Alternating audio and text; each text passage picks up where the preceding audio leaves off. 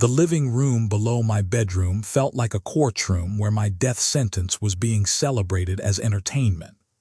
Laughter drifted up through the floorboards, punctuated by the clink of champagne glasses and voices discussing my funeral arrangements with the enthusiasm most people reserved for vacation planning. I pressed my ear against the hardwood floor, straining to hear conversations I was never meant to overhear, conversations that would change everything about how I viewed the family I'd spent my entire life providing for.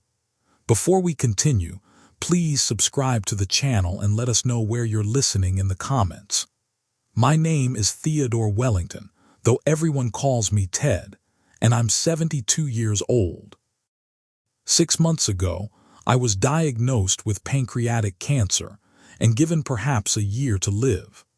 What I discovered that evening, lying on the floor of my own bedroom listening to my family celebrate my approaching death, became the catalyst for the most satisfying act of revenge I could imagine. This is the story of how my ungrateful children and grandchildren taught me that blood relationships mean nothing when greed is involved, and how I spent my remaining time ensuring they learned that cruelty comes with consequences they never saw coming. The conversations floating up from my living room were more revealing than any family therapy session could have been. My oldest son, Richard, was holding court near the fireplace, his voice carrying the confidence of someone who believed he was finally about to inherit the wealth he'd always considered his birthright. The irony wasn't lost on me that he was drinking wine from my personal collection, wine I'd been saving for special occasions that would apparently never come for me, but were happening right now for people celebrating my death. The doctors say 6 to 8 months at most, Richard was telling someone, probably his wife Catherine, though I couldn't see through the floor to confirm.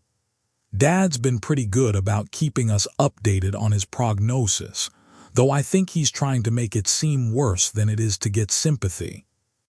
The casual dismissal of my suffering cut deeper than any physical pain the cancer had caused. I'd been trying to prepare my family emotionally for losing me, sharing honest updates about my condition, because I thought they deserved to understand what we were facing together. But Richard was interpreting my honesty as manipulation, my vulnerability as performance designed to generate attention I didn't need and had never sought. At least we won't have to deal with him getting more and more demanding as he gets sicker, Catherine replied, her voice carrying the kind of relief people usually expressed about escaping unpleasant obligations rather than discussing the death of someone they supposedly loved. My mother was impossible during her final illness, making everyone's life miserable with her constant complaints and medical drama. The comparison to her mother, who died 3 years ago after a long battle with Alzheimer's, was particularly cruel. Catherine knew I'd watched her struggle with caring for someone whose illness affected their personality and judgment. My cancer diagnosis hadn't changed my mental capacity or made me difficult to be around, but she was apparently anticipating problems that existed only in her imagination or her selfish concerns about being inconvenienced by someone else's suffering. The important thing is making sure the financial transition goes smoothly, Richard continued, his tone shifting to the businesslike efficiency he probably used in corporate meetings. I've already spoken with Dad's attorney about expediting the probate process, and we should be able to have estate assets transferred within 90 days of death. 90 days. My son had calculated exactly how long it would take to convert my life's work into spendable cash after my death, probably had spreadsheets and timelines prepared for liquidating assets I was still using and enjoying. The clinical efficiency of his planning revealed how completely he'd reduced my death to a financial transaction, rather than the loss of someone who'd loved and provided for him his entire life.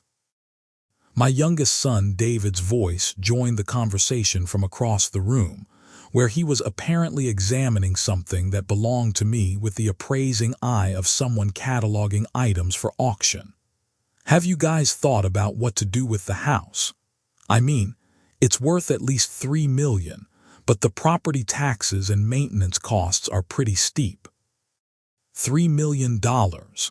That was how David valued the home where he'd grown up, where I'd hosted his birthday parties and helped him with homework and celebrated his high school graduation. Every room held memories of raising my children, but he was already calculating its market value and considering it a burden rather than a legacy worth preserving. "We should definitely sell it," Catherine said with the authority of someone who'd given the matter considerable thought. "None of us need a house that size, and the money would be much more useful than dealing with property management and upkeep. Plus, honestly, it would be kind of creepy living in a place where someone died of cancer." The casual cruelty of dismissing our family home as creepy because of my illness revealed depths of insensitivity I hadn't known my daughter-in-law possessed. She was talking about the place where I was currently lying, listening to her discuss my death, and the inconvenience my dying process might cause to real estate values and her personal comfort level. But the conversation I was overhearing was apparently just getting started. My daughter Jennifer's voice carried from the dining room, where she seemed to be examining something that produced the soft chinking sound of expensive crystal or silverware being moved around. "Dad's wine collection alone is probably worth $50,000. We should get it appraised professionally before we decide how to divide everything up." $50,000 worth of wine I'd collected over 30 years, bottles chosen for special occasions, anniversaries, celebrations of my children's achievements, and quiet evenings when I'd wanted to enjoy something beautiful and rare. Jennifer was calculating its auction value, while I was still alive to hear her reduce decades of careful collecting to a commodity that could be converted to cash and split among people who'd never appreciated the stories behind each bottle. "What about his business interests?" David asked, apparently moving closer to the others, so his voice became clearer. "The consulting firm is still generating decent revenue, and there are those investment properties in Denver that should be worth quite a bit." The consulting firm I'd built over 40 years, the business that had provided comfortable livings for dozens of employees and generated the wealth my family was now eagerly anticipating inheriting. David was discussing it like livestock being evaluated for slaughter, focusing entirely on its financial value rather than its role in supporting other families or contributing to the community I'd served my entire career. But what hurt most was the complete absence of any discussion about my actual death, my suffering, or what my loss would mean to them personally. They were conducting a detailed inventory of my assets, while barely mentioning the fact that someone they supposedly loved was dying in a room directly above their heads. The conversation was entirely focused on financial benefits and logistical challenges, as if my death was a business opportunity rather than a family tragedy. "I think we need to be strategic about the timing," Richard said, his voice taking on the planning tone I'd heard him use when discussing corporate acquisitions. "If Dad dies before the end of the year, there could be some tax advantages. But if he lingers into next year, we might want to consider some advanced estate planning moves." The casual way he discussed the timing of my death, as if it were a business decision that could be optimized for tax purposes, revealed a level of coldness I hadn't imagined my oldest son possessed. He was talking about hoping I'd die on schedule to maximize his inheritance, treating my lifespan as a variable in financial planning, rather than time I might want to spend with people I loved. "He won't linger," Catherine said with confidence that suggested she'd researched pancreatic cancer prognosis more thoroughly than I'd realized. That type of cancer moves pretty quickly once it spreads, and the doctors have already said it's metastasized. 6 to 8 months is probably optimistic. The discussion of my medical prognosis by people who seemed to be hoping for the shorter estimate was more devastating than any diagnosis I'd received from actual doctors. My family was analyzing my cancer like investors evaluating a timeline for return on investment, apparently preferring faster death to prolonged illness that might delay their access to my money. Jennifer's voice joined the conversation again, this time with what sounded like excitement rather than the somber tones appropriate for discussing someone's death. "I've been thinking about the vacation house in Aspen. None of us use it regularly, but it's in a prime location and could probably be sold for close to $2 million. That alone would be enough to pay off our mortgage and have money left over for the kids' college funds. $2 million for the cabin where we'd spent family vacations when my children were young, where I'd taught them to ski and hike and appreciate mountain wilderness that had been my escape from business pressures for 20 years. Jennifer was calculating its sale value while I was still alive to remember Christmas mornings around its fireplace and summer evenings on its deck watching sunsets paint the peaks orange and gold. But the conversation that was revealing my family's true character wasn't finished devastating me yet. David's voice carried a tone of satisfied calculation as he continued the financial inventory. "Don't forget about Dad's art collection. Some of those pieces are probably worth serious money, especially the paintings he bought from that gallery in New York." The art collection I'd assembled over decades, choosing pieces that spoke to me emotionally and intellectually, surrounding myself with beauty that enriched my daily life and reflected my personal taste and values. David was evaluating it like a commodity portfolio, probably had already researched auction values, and was planning to liquidate everything regardless of its meaning or the pleasure it had brought me over the years. "We should definitely get professional appraisals on everything valuable," Richard said, apparently taking charge of the estate planning discussion with the same authority he'd used to organize family gatherings and business meetings. "Art, wine, jewelry, even some of the furniture might be worth something. We don't want to leave money on the table because we didn't understand what we were dealing with." The reference to not leaving money on the table revealed how completely my family had transformed my death into a business opportunity.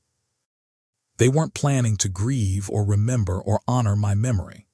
They were planning to maximize their financial return from my lifetime of work and accumulation, treating my possessions like inventory in a liquidation sale rather than items that had meaning and history and reflected a life fully lived. But what followed was even worse than their financial calculations. Catherine's voice carried a tone of barely contained glee as she addressed what was apparently a group larger than I'd initially realized. "I know this sounds terrible, but I have to admit I'm excited about finally being able to redecorate our house without having to consider Ted's opinions about everything." The admission that my death would be liberating because it would allow her to make decorating decisions without my input revealed depths of resentment I'd never suspected. Catherine had apparently been feeling constrained by my presence in family decisions, viewing me as an obstacle to her preferences rather than a person whose opinions deserved consideration and respect.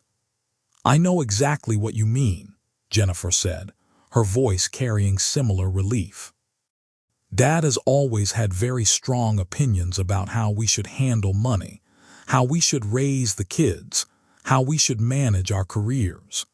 It'll be nice to make decisions without having to worry about his judgment or disapproval." The conversation was revealing layers of family dynamics I'd never fully understood.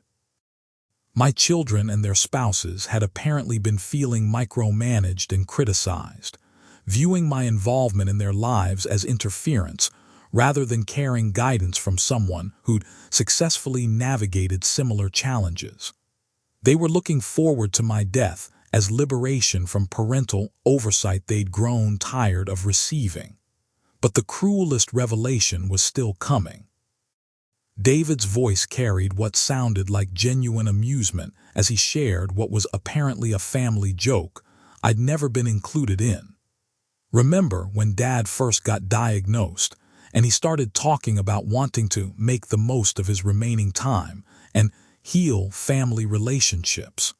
I thought he was going to start some kind of sentimental farewell tour where we all had to pretend to care about his feelings. The dismissal of my attempts to strengthen family bonds during my illness as sentimental farewell tour hit me like a physical blow. I've been trying to use my diagnosis as motivation to improve our relationships, to express love and appreciation I'd perhaps not communicated effectively before. But my children had interpreted my emotional vulnerability as manipulation or performance rather than genuine desire to connect more deeply before death separated us. The worst part was when he started giving those little speeches about family values and legacy, Catherine added, apparently referencing conversations I'd thought were meaningful, but that had obviously been received as lectures rather than heartfelt sharing. Like he was trying to guilt us into feeling bad about his dying or something. The interpretation of my attempts to share wisdom and values as guilt manipulation was perhaps the most painful revelation of all. I'd been trying to pass on lessons learned through decades of experience, hoping to help my family avoid mistakes I'd made and appreciate blessings they might take for granted. But they'd viewed my sharing as emotional blackmail rather than genuine caring from someone facing his own mortality. Well, we won't have to worry about any more family values speeches after this year, Richard said, his voice carrying the satisfaction of someone anticipating relief from unwanted obligations. And we won't have to pretend to care about his medical updates or act interested in his treatment options. The admission that my family had been pretending to care about my illness, that their expressions of concern had been performances rather than genuine worry about my suffering, completed the devastating picture of how little I apparently meant to people I devoted my life to loving and supporting. They'd been acting interested in my cancer treatment while privately counting down days until my death would free them from the burden of pretending to care. I lay on my bedroom floor for several more minutes, listening to conversations that revealed my family as strangers who happened to share my DNA, but not my values, my love, or my respect for relationships that should have been sacred. Every assumption I'd held about their feelings for me, every belief I'd maintained about family loyalty and mutual caring, was being systematically destroyed by their own words spoken when they thought I couldn't hear them. But as devastating as their conversation was, it was also clarifying in ways that would prove crucial for decisions I needed to make about my remaining time and my legacy. My family had shown me exactly what they thought of me, what they valued about our relationships, and what they were looking forward to after my death. Now I could plan accordingly, ensuring that my final months would be spent creating consequences they'd never anticipated and never forget. The next morning, I scheduled an appointment with my attorney, Margaret Chen, who'd handled my legal affairs for 15 years and knew both my family situation and my financial holdings better than anyone outside my immediate household. The conversation I was planning would require complete honesty about what I'd discovered and total commitment to a course of action that would shock everyone who thought they knew me. Margaret's office occupied the top floor of a downtown building with windows overlooking the city where I'd built my business and raised my family. The view reminded me of everything I'd accomplished, everything I'd worked to provide for people who apparently valued only the money I'd earned rather than the man who'd earned it. The irony wasn't lost on me that I was about to use that success to teach lessons about respect and gratitude that should have been learned decades earlier. "Ted," Margaret said, settling behind her desk with my file already open, "you sounded upset when you called yesterday. Are you having concerns about your current estate plan?" Margaret had drafted my will 3 years earlier, a document that reflected my assumption that my children and grandchildren would want to remember me fondly and use their inheritance to build lives that would honor the values I'd tried to teach them. That assumption had been revealed as naive optimism by the conversation I'd overheard, requiring complete revision of both my expectations and my legacy planning. "I need to make some significant changes to my will," I said, keeping my voice steady despite the emotional turmoil of the previous evening. "Changes that will probably surprise you and definitely shock my family." Margaret's expression grew concerned. "Are you sure this is the right time to make major estate planning decisions? You're dealing with a serious illness, and sometimes medical stress can affect judgment about family relationships and financial priorities." The gentle warning was professionally appropriate, but missed the point entirely. My judgment wasn't impaired by medical stress. It was clarified by accurate information about my family's true character and priorities. I'd been making estate planning decisions based on false assumptions about people I'd apparently never really known, and now I had the information necessary to align my legacy plans with reality. "Margaret, what I'm about to tell you will explain everything," I said, settling into the leather chair that had become familiar during years of legal consultations. "Last night, I overheard my family having a detailed discussion about my death and their inheritance expectations."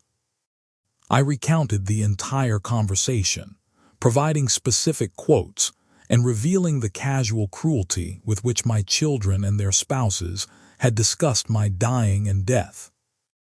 Margaret listened with the professional composure that had made her successful in family law, but I could see shock and disappointment in her eyes as I described the extent of my family's greed and indifference to my suffering.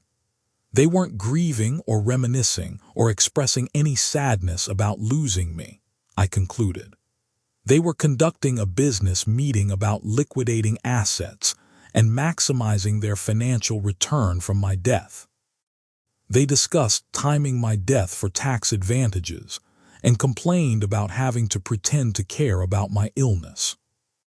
Margaret was quiet for several minutes, processing information that challenged everything she'd observed about my family during previous legal meetings.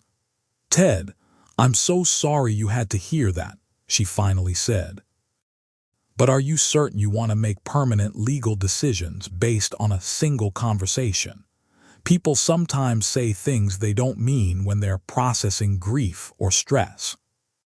The suggestion that my family's cruelty might have been stress-induced rather than reflective of their true character was generous but incorrect. Their conversation had been too detailed, too casual, and too consistent to be explained as momentary insensitivity. They'd revealed who they really were when they thought they were safe from judgment or consequences. "They weren't processing grief, Margaret," I said. "They were celebrating my death as a financial opportunity and complaining about the inconvenience of pretending to care about my illness." That wasn't stress talking. That was their real feelings expressed when they thought I couldn't hear them. Margaret made notes in my file while considering implications and options. "What kind of changes are you thinking about making?" The question opened the door to discussions about legacy planning that would ensure my family learned the true cost of their betrayal. "I want to revoke their inheritance entirely," I said. "Every dollar I'd planned to leave them should go to people and organizations that will appreciate it and use it for purposes that matter." The decision was more than financial punishment.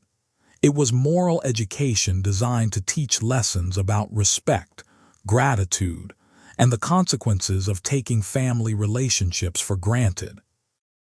My children had revealed that they valued only my money, not my person, so they would receive exactly the amount of money their behavior had earned them. Nothing. That's a significant decision, Margaret said carefully. Are you thinking about charity donations, or do you have other beneficiaries in mind? The question had kept me awake most of the night, considering options that would maximize both the positive impact of my wealth and the educational value of my family's disappointment. Simple charity donations would help worthy causes, but wouldn't provide the personal lesson my family needed to learn about treating people with kindness and respect. I've been thinking about this very carefully, I said. I want my assets to go to people my family has hurt or dismissed, people they consider enemies or beneath their notice. Their ex-spouses, business rivals they've insulted, service providers they've treated badly, anyone who's been on the receiving end of their arrogance and entitlement. The plan was inspired by the same poetic justice that had motivated my family's celebration of my death. They'd shown me exactly how much my life meant to them, so I would show them exactly how much their behavior had cost them. The inheritance they'd been counting on would go to people they'd treated badly, creating lasting reminders of how their arrogance had destroyed their financial future. Margaret was quiet for a long moment, probably considering both the legal implications and the personal satisfaction such a plan might provide. That would certainly send a message, she finally said. But are you sure you want to use your legacy as punishment rather than positive impact? It would be both, I replied. The money would help people who deserve it, people who have been hurt by my family's selfishness and cruelty. And it would teach my children and grandchildren that actions have consequences, that treating people badly comes with real costs. The conversation continued for 2 hours as we discussed specific beneficiaries and legal structures that would make my intentions clear while preventing any challenges to the will's validity. Margaret was thorough in her planning and gentle in her warnings about family reactions, but she was also professional enough to execute my instructions regardless of her personal opinions about their wisdom. By the end of the meeting, we'd outlined a comprehensive plan that would distribute my entire estate among people my family had wronged, dismissed, or treated with contempt. Richard's ex-wife Sandra, who'd been awarded minimal alimony despite contributing to his career success, would receive $2 million. David's former business partner Marcus, who'd been cheated out of profits in a deal that had enriched David at his expense, would receive $1.5 million. The consulting firm I'd built would be donated to its employees, rather than inherited by children who'd never appreciated its value beyond the income it generated. My art collection would go to museums that would display it publicly rather than family members who'd planned to auction it for cash. The house my family had called creepy would become a hospice facility where people with cancer could spend their final days in comfort and dignity. But perhaps most satisfying was the provision that Jennifer's college roommate Amanda, whom Jennifer had always dismissed as inferior and unworthy of respect, would receive the Aspen vacation house Jennifer had been planning to sell for $2 million. Amanda had remained kind and supportive over the years despite Jennifer's condescending treatment, and she deserved to enjoy mountain beauty that would have been converted to cash by someone who'd never appreciated its intrinsic value. "This will definitely surprise them," Margaret said as she prepared to draft the new will. "Are you planning to tell them about these changes, or do you want them to discover it after your death?" The question touched on perhaps the most important aspect of the entire plan, timing the revelation for maximum educational impact. "I want them to find out at the will reading," I said. "I want to see their faces when they realize what their greed and cruelty has cost them." But more than personal satisfaction, I wanted the will reading to be a teaching moment that forced my family to confront the connection between their behavior and its consequences. They'd spent decades taking my love and generosity for granted, assuming their inheritance was guaranteed regardless of how they treated me. The will reading would be their final lesson in cause and effect, respect and consequences. "I'll draft everything this week," Margaret said, standing to conclude our meeting. "But Ted, I want you to consider one more time whether this is really what you want. Once these documents are signed, they'll be very difficult to change, and your family's reaction is likely to be extreme." The warning was professionally appropriate but unnecessary. I'd already considered every aspect of the plan and its potential consequences. My family had revealed their true character when they thought I couldn't hear them, and now they would learn what their character was worth in terms of inheritance and legacy. Some lessons couldn't be taught gently, and some betrayals required responses that matched their severity. The following week brought both the completed legal documents and additional evidence that my family's celebration of my death hadn't been an isolated incident of poor judgment. Their behavior toward me became increasingly dismissive and impatient, as if they were annoyed that my dying process wasn't proceeding on their preferred timeline. Richard started visiting less frequently, claiming work pressures, but actually avoiding what he'd apparently started viewing as unpleasant obligation to spend time with his dying father. When he did visit, his conversation focused on practical matters like medical expenses and funeral planning, rather than personal connection or emotional support. He was treating me like a business problem that needed to be managed efficiently rather than a person he'd claimed to love. David's approach was different but equally revealing. He'd become increasingly interested in borrowing items from my house, asking to take paintings, furniture, and personal effects for safekeeping, while I was too sick to properly care for them. His requests were presented as helpful gestures, but they were actually efforts to claim inheritance early and avoid potential disputes with other family members after my death. Jennifer had stopped calling entirely, apparently deciding that maintaining even superficial contact with her dying father was more effort than she wanted to invest. When I called her, she was always busy with commitments that seemed more important than spending time with someone who wouldn't be available much longer. Her priorities were clear, and I wasn't among them. But their neglect and dismissal were actually helpful, confirming that the decisions I'd made about my will were appropriate responses to their actual character, rather than overreactions to isolated incidents of insensitivity. They were showing me consistently that they viewed my death as liberation and financial opportunity rather than loss of someone they valued.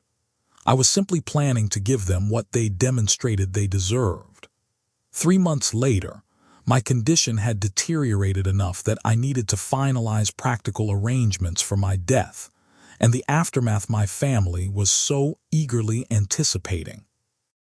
Margaret had completed all the legal paperwork, ensuring that my new will was properly executed and couldn't be successfully challenged by people who'd assumed they were entitled to inherit wealth they'd done nothing to earn. The most satisfying aspect of the plan was that my family's behavior during my illness had actually provided additional justification for my decisions about the will. Their increasing neglect, their transparent impatience with my continued survival, and their obvious focus on inheritance rather than relationship had demonstrated beyond any doubt that they valued me only as a source of future wealth. But I wanted more than just posthumous satisfaction from their disappointment. I wanted to witness their reaction when they realized what their greed and cruelty had cost them. That desire led to the final element of my plan, arranging to record the will reading so I could see their faces when they discovered they'd been completely disinherited. Margaret was initially reluctant to participate in what she considered unnecessarily cruel theatricality, but she agreed when I explained that I wanted documented evidence of my family's reaction for my own peace of mind. If they're genuinely surprised and hurt by being disinherited, I said, that would suggest I misunderstood their character and made a mistake. But if they react with anger about losing money rather than sadness about losing me, that will confirm I made the right decision. The will reading was scheduled for the day after my funeral, which would give my family time to perform their grief for public consumption before learning the financial consequences of their private behavior. Margaret arranged for a video recording system that would capture everything while maintaining the legal formality required for such proceedings. I spent my final weeks with the satisfaction of knowing that everything was in place for perfect justice. My family had shown me exactly what they thought of me, and soon they would learn exactly what that was worth in terms of inheritance and legacy. The people they'd hurt and dismissed would receive wealth and opportunities, while the people who'd celebrated my death would receive exactly what their behavior had earned them. The irony was perfect. My family's greed and impatience for my death had motivated them to reveal their true character, which had motivated me to ensure their inheritance matched their actual value as human beings. They taught me that blood relationships meant nothing without love and respect, so I taught them that inheritance required more than genetic connection and financial expectation. 6 weeks before my death, I received an unexpected visit from my oldest grandson Tyler, who was home from college for spring break. Unlike his parents and aunts and uncles, Tyler seemed genuinely sad about my illness and interested in spending time with me as a person rather than as a source of future wealth. His visit was a reminder that not every family member had participated in the cruel celebration I'd overheard. "Grandpa," he said, settling into the chair beside my bed where I spent most of my time now, "I wanted to tell you how much I appreciate everything you've done for our family. College, the house down payment for Mom and Dad, all the ways you've taken care of us over the years." The gratitude was genuine and touching, creating the kind of emotional connection I'd hoped to have with all my family members during my illness. Tyler was demonstrating the respect and appreciation that should have been natural responses to decades of love and generosity, but that had been conspicuously absent from his parents' behavior. "I'm scared about losing you," he continued, his voice breaking slightly. "You've always been the person who held our family together, who made sure everyone was taken care of. I don't know what we'll do without you." The honest expression of grief and loss was everything I'd hoped to hear from my children, but had been denied by their focus on financial benefits rather than personal relationships. Tyler was mourning the person he was losing, not calculating the money he might gain, demonstrating the emotional maturity his parents had apparently never developed. His visit forced me to reconsider whether my will should include provisions for family members who'd shown genuine love and respect rather than just financial interest. Tyler and a few other grandchildren had maintained caring relationships with me throughout my illness, calling regularly, visiting when possible, and expressing real sadness about my approaching death. That afternoon, I called Margaret to discuss modifications that would recognize family members who demonstrated actual caring rather than just inheritance expectations. "I want to add provisions for Tyler and maybe 2 or 3 of the other grandchildren who have shown genuine concern about me as a person," I explained. Margaret was pleased that I was considering some family members for inheritance, viewing it as evidence that my decisions were based on individual behavior rather than wholesale rejection of family relationships. We established modest trust funds for grandchildren who'd maintained caring contact during my illness, while maintaining the complete disinheritance of children and in-laws who'd revealed their true priorities. The modifications felt appropriate and fair, rewarding actual love and respect while ensuring that greed and cruelty received the consequences they deserved. Tyler would inherit enough money to complete his education and start his adult life comfortably, while his parents who'd celebrated my death would inherit nothing but the knowledge that their behavior had cost them millions of dollars. But the satisfaction of rewarding decent behavior was overshadowed by anticipation of the will reading that would reveal my family's true character through their reactions to being disinherited. Everything was in place for the most educational moment of their lives, a lesson in consequences that would follow them forever. 2 weeks before my death, my condition deteriorated rapidly enough that hospice care became necessary. The nurses who came to help me were professional, compassionate, and skilled at providing comfort during the difficult process of dying. Their kindness was a stark contrast to my family's increasing emotional distance and obvious impatience with my continued survival.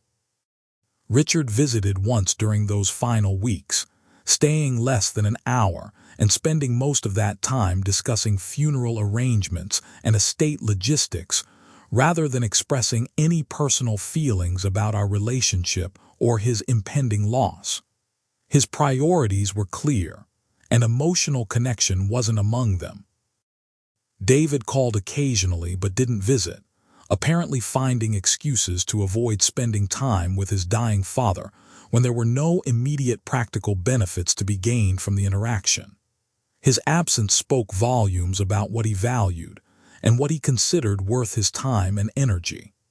Jennifer maintained complete silence, apparently deciding that even minimal contact with her dying father was more effort than she wanted to invest. Her behavior provided final confirmation that my decisions about the will were appropriate responses to their actual character, rather than overreactions to temporary insensitivity. But their neglect during my final weeks was actually liberating, freeing me from any remaining doubts about whether I'd been too harsh in my judgment of their priorities and values. They were showing me consistently that they viewed my death as a business opportunity rather than a personal loss, and I was simply ensuring that the business opportunity matched their emotional investment in our relationship. The day before I died, Margaret visited to confirm that all legal arrangements were in place and that the will reading would proceed as planned. "Everything is ready," she said, settling beside my bed with final documents for my review. "Are you sure you don't want to make any last-minute changes?" The question was appropriate but unnecessary. Months of observing my family's behavior during my illness had only reinforced the appropriateness of my decisions about inheritance and legacy. They'd earned exactly what they were going to receive, nothing but the knowledge that their greed and cruelty had cost them everything they'd assumed was guaranteed.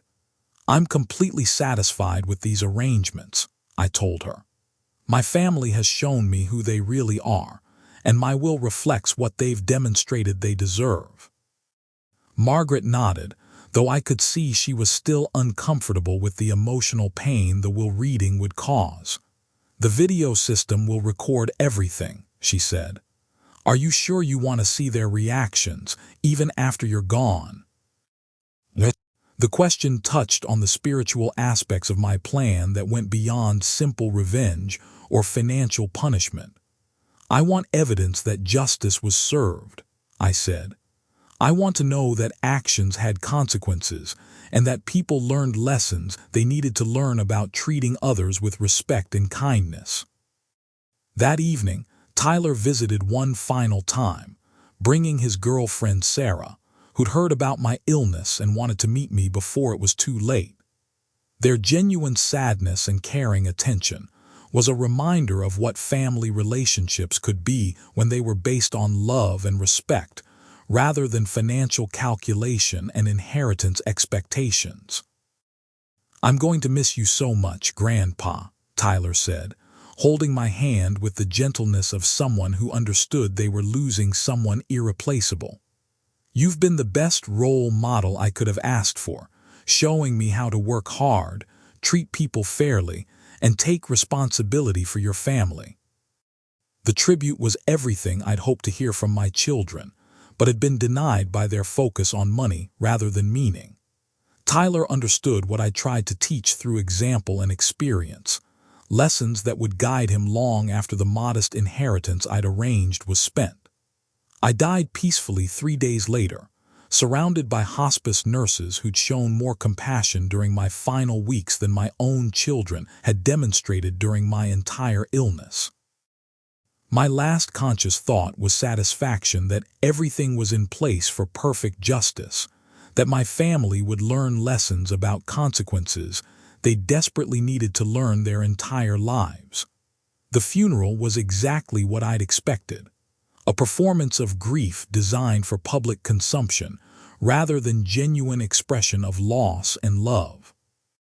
My children delivered eulogies that praised my business success and generosity, while carefully avoiding any reference to their personal relationships with me or their feelings about losing me as a person, rather than as a source of financial support. Richard's speech focused on my professional accomplishments and contributions to the community, presenting me as a successful businessman rather than a loving father. David emphasized my generosity in supporting family members' education and business ventures, reducing our relationship to financial transactions rather than emotional bonds. Jennifer's tribute was the shortest, acknowledging my role in providing family stability while avoiding any personal sentiment or specific memories of our time together. The funeral attendees probably interpreted their controlled emotionalism as dignified grief, but I would have recognized it as performance designed to maintain social expectations rather than genuine expression of loss. They were playing roles appropriate to their public image, rather than processing real sadness about losing someone they loved. But the funeral was just the prelude to the main event, the will reading scheduled for the following day, where my family would learn the financial consequences of their emotional indifference and discover that inheritance required more than genetic connection and assumptive entitlement. Margaret had arranged the will reading in her conference room, where video equipment would capture everything while maintaining the formal atmosphere required for legal proceedings. The room filled with family members who expected to receive detailed information about their inheritance shares and timeline for asset distribution. Richard sat at the head of the table with the confidence of someone who expected to inherit the largest share of my estate. David and Jennifer flanked him, both carrying notebooks where they'd probably calculated inheritance estimates and planned their spending priorities. Their spouses occupied chairs nearby, also carrying documents that suggested they'd done considerable advance planning about their financial windfall. Even some of my grandchildren had been brought to the reading, probably because their parents wanted them to witness the family's transition to significant wealth and understand their roles as beneficiaries of generational fortune. The room buzzed with anticipatory energy, people excited about learning exactly how much money they were about to inherit. Margaret opened the session with standard legal formalities, explaining the probate process and her role in executing my final wishes. She reviewed my mental capacity at the time the will was written, confirming that I'd been fully competent and had made all decisions freely without coercion or undue influence from outside parties. Theodore Wellington's will was executed 6 months ago, she announced, and represents his final wishes regarding the distribution of his estate.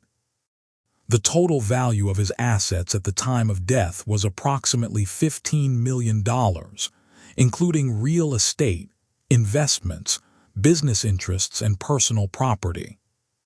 $15 million. The number created visible excitement around the room as family members mentally calculated their expected shares and considered the financial opportunities such wealth would create. Richard straightened in his chair, David opened his notebook to specific pages, and Jennifer actually smiled for the first time since entering the room.